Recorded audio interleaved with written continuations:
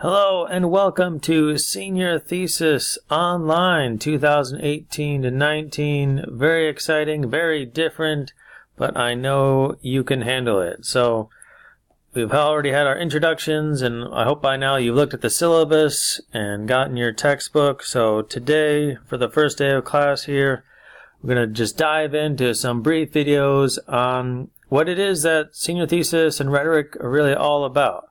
And so I wanted to make the most of this class time that we have and just go over a few things. You can see in the Google Classroom there's a PDF copy of this slideshow, and there'll probably be similar PDF copies of slideshows for you to keep and download and have accessible for yourself, which means not as much note-taking as if it were the old-fashioned way of me just putting up slideshows on the wall and you writing everything down. So that will hopefully save a lot of energy and time for you, and you'll have all the notes there. I'll try to explain them verbally here through some slideshows at first and see if this works out very well. If it doesn't work out, we can figure that out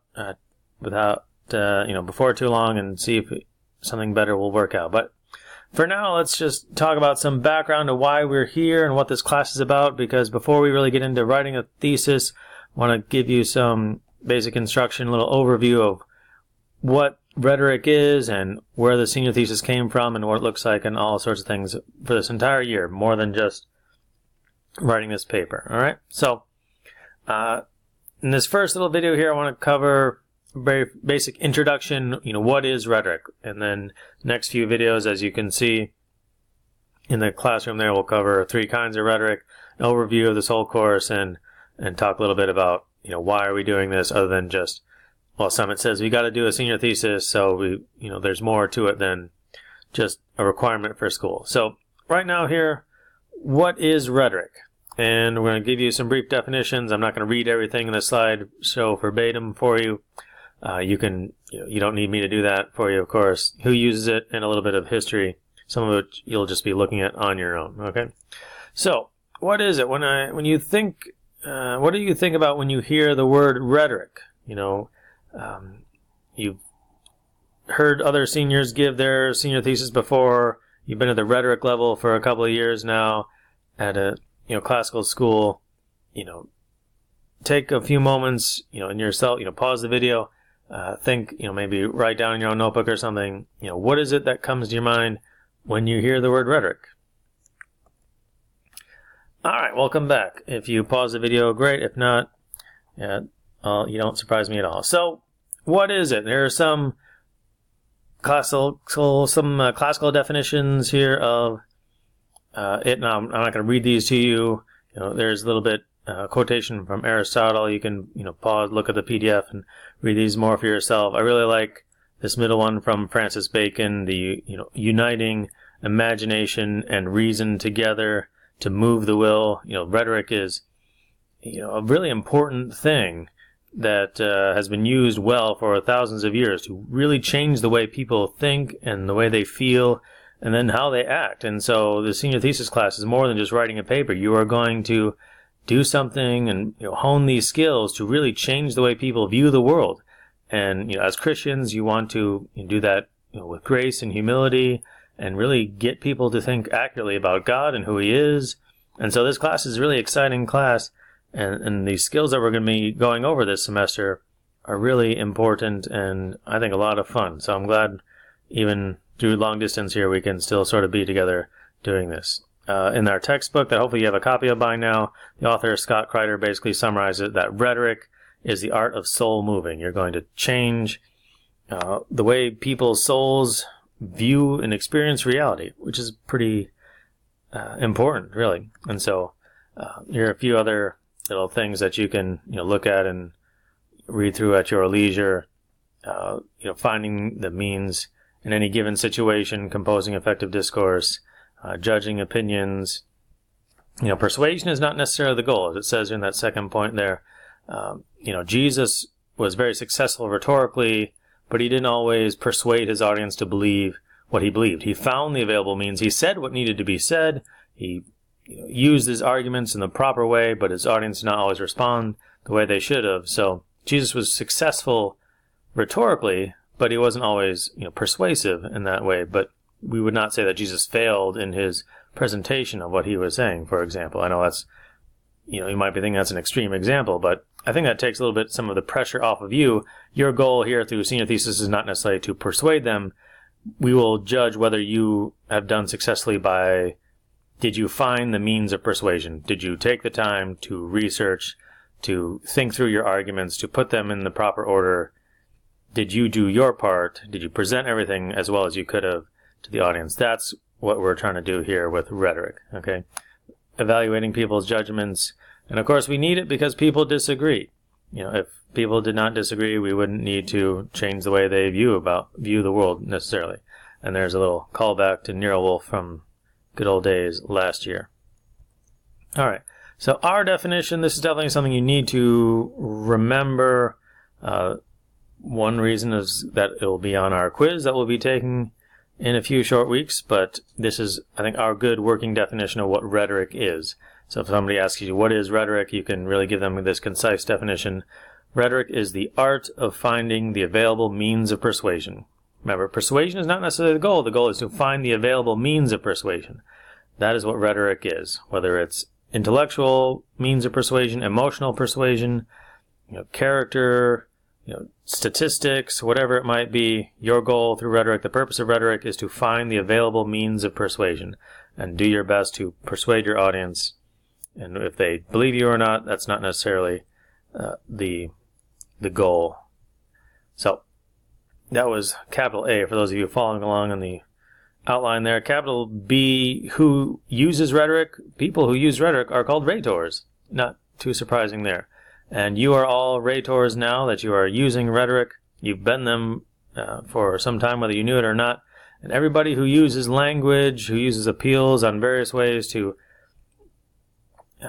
try to get people to change how they act or think or believe or how they feel are rhetors, people who use rhetoric. And there are different categories of, for examples here, when parents talk to children, sometimes they'll appeal to emotion more than intellect, especially for younger children, convincing them to do what is right and maybe with, the promise of rewards or treats for doing things that they probably should be doing anyway. Friends talking to friends, when you convince them to say, hey, let's go here for lunch, now that you've got lunchtime freedom on Mondays and Wednesdays, you probably try to convince each other, let's go here instead, let's go there, whatever it might be. You're using rhetoric to try to affect how people think and view the world.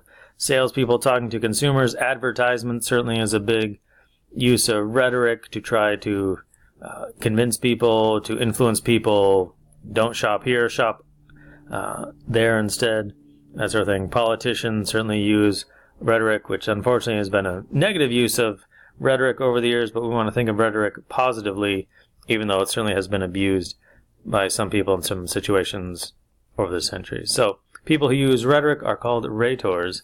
And now, just as we wrap up here this first video, a brief look at some historical aspects. I think it's important to know where we are. Certainly for this classical school, why does Summit exist in contrast to public schools? And some of these ideas on these slides give a little look at that. And the use of rhetoric in classical education is certainly go together. All right. Long ago in the classical world, certainly Greece and a little bit of early ancient Rome, rhetoric, the ability to persuade people, was part of public healthy life. There are moral implications to how people thought and behaved. And we want to arouse the minds and emotions of other people, and continuation of the dialectic, as you know, from 7th, 8th, 9th grade up to 10th, 11th, and 12th grade. So they used guidelines. There were textbooks on this that are hundreds of years old, if not thousands of years old. We won't be reading too many of those, unfortunately. So arguments were generated from the language itself. And again, you don't need me to read throughout this entire slideshow for you. You can just take a look at it, look at some of the historical things. Interesting point that opinions in the classical world were not individual things, but opinions were property of the entire community. And they still are today, though we don't always think of them. We think of opinions as a matter of personal preference, or my opinion is different from your opinion, but you get your opinion because you were influenced by somebody else. The bands that you like, the food that you like, you do that not because you invented them and created them yourselves, but other people had those same opinions. Other people liked those things and created that music, created those foods or or whatever it is, the sports that you like. And so you joined that community of people who held that opinion. It's not always an individual thing. We don't always think of it that way. But certainly the classical world knew that opinions were community property. All right. Arguments do not always have a thesis, though, of course, you will have a thesis in yours. Right? So they use language to teach, to move, to please, to accept and reject thoughts and actions. The Renaissance changed that a little bit. The imagination gained prominence. You remember that in English class a little bit. In world literature, you'll go over that again, I'm sure, in English literature with your English teacher this year in a few months when you get to that point. And then there were standards again of the structure of formal rhetoric as well in the Renaissance when the classical world was sort of reborn. 19th century, 18th, and Darwinism and Marxism and all those sorts of things that you and Mr. Burgoyne will probably be talking about soon enough. The death of rhetoric, that language became simply a tool of power, of just about figures of speech. Persuasion no longer had much to do with morality or the public life or the well-being of the community, but rhetoric and language was purely a political thing, unfortunately, as much of it is today. And so lastly, the world in which many of you are aware of and the world in which most of us live, the use of language and rhetoric is a pretty negative thing, as we said moments ago, that rhetoric is just about data and testimony, personal example, which many people say you can't even argue against. Personal experience is yours. I can't argue with you about your personal experience. Knowledge is just a matter of scientific evidence. It's not about what people know community-wise or from history. We just know and challenge accepted thought through rhetorical analysis and things like that. Very much a matter of critique and rejection, as you'll probably hear from Mr. Burgoyne quite a bit in Bible class. So there's a fair amount of postmodernism here in the use of rhetoric today. And so the purpose of language, unfortunately, except for this class, and hopefully as you go and use these skills in your years ahead for the rest of your lives, language is not just for communication of facts that we would believe, though much of the world says language is just for, tell us what is a scientific fact, and don't worry about morality and things of that nature. So a brief little, somewhat a negative history of rhetoric there, but we are together here sort of to redeem rhetoric and to use it in positive ways, certainly for God and His glory, and also for successful use for your senior thesis in the weeks and months ahead, but also just in general everyday conversation, practicing these skills, figuring out what is the best way to persuade and encourage and challenge one another emotionally, intellectually, in other ways to really improve your everyday lives.